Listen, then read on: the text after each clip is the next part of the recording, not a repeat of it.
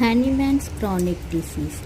Only where there are still sufficient vital powers in a body, not too much bowed down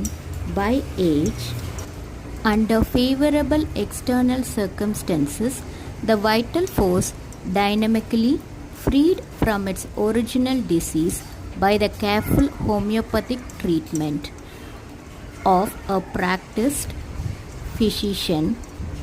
may succeed in gradually reasserting itself and in gradually absorbing and transforming those adventitious secondary formations